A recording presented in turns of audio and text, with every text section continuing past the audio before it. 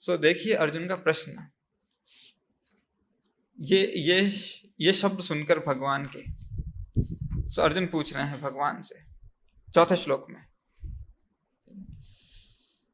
अर्जुन ने कहा, सूर्यदेव विवस्वान आपसे पहले हो चुके हैं, यानी ज्येष्ठ हैं, तो फिर मैं कैसे समझूं कि प्रारंभ में भी आपने उन्हें इस विद्या का उपदेश दिया था। सूर्यदेव विवस्वान तो अभी भी हैं, लेकिन ये उपदेश अभी नहीं दिया, क्योंकि इक्ष्वाकु को दे चुके हैं। इक्ष्वाकु तो आके चले गए, मतलब उसके पहले दिया है। सो अब भगवान बताते हैं, अब भगवान अपनी दिव्यता का वर्णन करते हैं एक एक शब्द से। सबसे पहले 5वें श्लोक में अब भगवान बताना शुरू करते हैं, ठीक है। बहुनी में व्यतीतानि जन्मानि तव च अर्जुना, ठीक है। मैंने और तुमने अनेक जन्म बिताए हैं, मैंने और तुमने अनेक जन्म बिताए हैं। उस समय भी तुम थे, राइट। उसके बाद जब सूर्यदेव को ज्ञान दिया, उसके बाद बहुत सारे जन्म हो गए हैं, तुम्हारे भी बहुत सारे जन्म हो गए, मेरे भी बहुत सारे जन्म हो गए हैं, लेकिन हम दोनों के जन्म एक जैसे नहीं है। तो अर्जुन का प्रश्न सही है कि भगवान मेरे समकालीन जन्मे हैं, तो तब ज्ञान कैसे दिया। सो अब भगवान बता रहे हैं सही बात है, तुमने भी बहुत सारे जन्म लिए हैं, मैंने भी बहुत सारे जन्म लिए हैं, राइट, लेकिन हम दोनों के जन्म एक जैसे नहीं है। क्या अंतर है? तुम्हारे तथा मेरे अनेक जन्म हो चुके हैं, मुझे तो उन सबका स्मरण है, राइट, किंतु है परंतप तुम्हें उनका स्मरण नहीं रह सकता है। तो तुम्हारे लिए उनको स्मरण करना संभव नहीं है। क्यों? क्योंकि तुम्हारा शरीर बदलता है, मेरा शरीर नहीं बदलता, सिर्फ प्रकट अप्रकट होता है।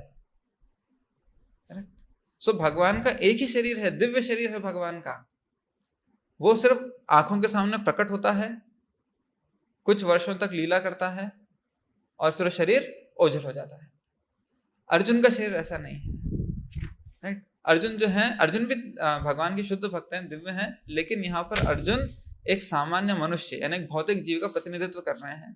सो एक भौतिक जीव के आधार पर हमने भी अनेक जन्म बिताए हैं।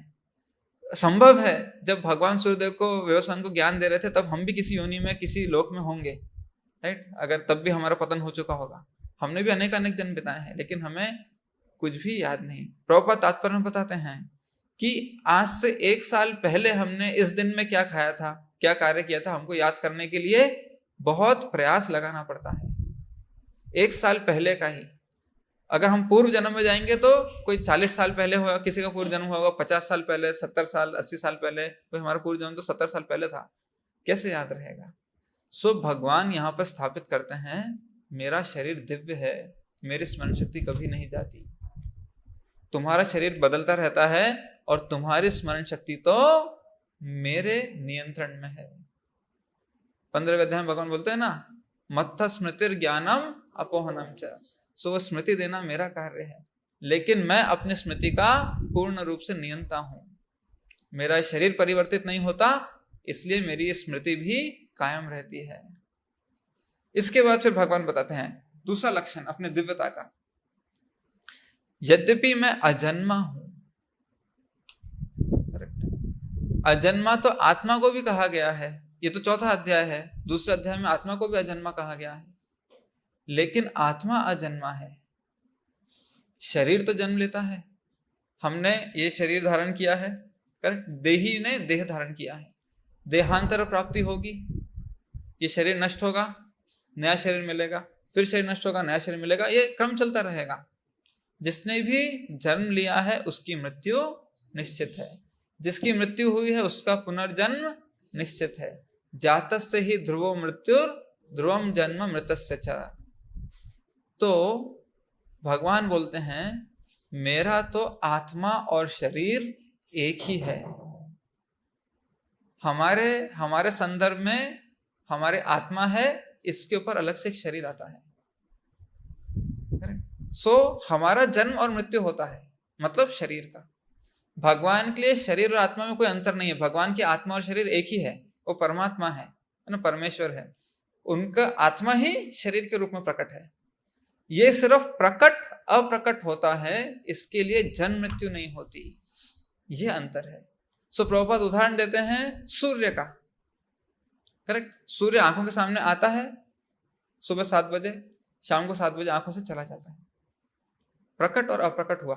सूर्य पैदा नहीं हुआ, सूर्य मरा नहीं है, कुछ नहीं हुआ। सूर्य तो सूर्य जैसे ही कायम है। हमसे पहले वाली जनरेशन ने भी सूर्य को देखा, आने वाली जनरेशन भी सूर्य को देखेंगे, लेकिन वो अपने टाइम से आएगा, अपने टाइम से जाएगा। इस तरह भगवान बताते हैं मैं अजन्मा हूं, सिर्फ प्रकट अप्रकट होता हूं, मैं अविनाशी हूं। देखिए, अजोप्य सन्न अव्यय आत्मा। अव्यय आत्मा मतलब जो व्यय नहीं होता, करेक्ट, नष्ट नहीं होता। न मेरा जन्म है ना मेरा नाश है, मैं हमेशा रहता हूं। हम सब भी हमेशा रहते हैं, कोई शंका नहीं इसमें। लेकिन अभी हम अपने आप को आत्मा नहीं समझ रहे, अपने आप को शरीर समझ रहे हैं, इसलिए हमको लगता है हम मर रहे और जिंदा हो रहे हैं। मैं मर जाऊंगा। अगर आप सोचो मैं आत्मा हूं तो ये स्टेटमेंट व्यर्थ हो गया, खारिज हो गया। हम बोलते हैं ना थोड़े साल में मैं मर जाऊंगा, मैं अपनी प्रॉपर्टी लिख के जाता हूं। आप कैसे मरेंगे? आप तो आत्मा है। हमको पता है हम आत्मा है, लेकिन हम सोचते हैं हम शरीर है, इसलिए हम बोलते हैं हम मर जाएंगे। कुछ आध्यात्मवादी ऐसे होते हैं, कुछ आध्यात्मवादी ऐसे होते हैं, वो ये नहीं पूछते कि आप कहां से हैं, आपका शरीर कहां से है, आपके शरीर की आयु कितनी है। वो आपसे ऐसे नहीं पूछेंगे कि आपकी आयु कितनी है। कोई हमसे पूछा हमारी आयु कितनी, हम बताएंगे भाई 20, 30, 40, 50 कुछ बता देंगे, ठीक है। लेकिन वो ऐसे नहीं पूछते। उनको पता है आत्मा तो अजन्मा और अविनाशी है, नित्य है, शाश्वत है, उसकी कोई आयु नहीं होती। आयु तो शरीर की होती है।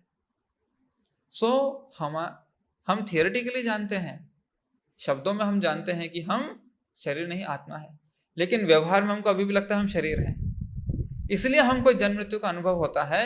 भगवान को ऐसा नहीं है, उनके लिए प्रकट होना अप्रकट होना है बस। प्रकट और अप्रकट हो रहे हैं, लेकिन भगवान तो कायम है ना, आत्मा तो कायम है। कभी हम व्यक्त रूप में, कभी अव्यक्त रूप में शरीर के माध्यम से, लेकिन आत्मा तो कायम है।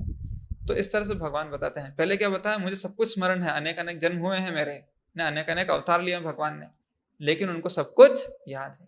फिर बोलता है मैं अजन्मा हूं, फिर बोलता है मैं अविनाशी हूं, राइट, अजन्मा हूं, अविनाशी हूं। अब देखिए आगे, अब सबसे इंपॉर्टेंट पॉइंट है जो ये शौनक आदि ऋषि सूत गोस्वामी से कह रहे हैं, और वो क्या है, यद्यपि मैं अजन्मा तथा अविनाशी हूं और यद्यपि मैं समस्त जीवों का स्वामी हूं। सो मैं तुम जैसे जीवों की कैटेगरी में नहीं आता अर्जुन। नेक्स्ट देखिए, तो भी प्रत्येक युग में मैं अपनी आदि दिव्य रूप में प्रकट होता हूं, संभवामी आत्म माया। ये है वो दिव्यता भगवान की जो भगवान बता रहे हैं अर्जुन को।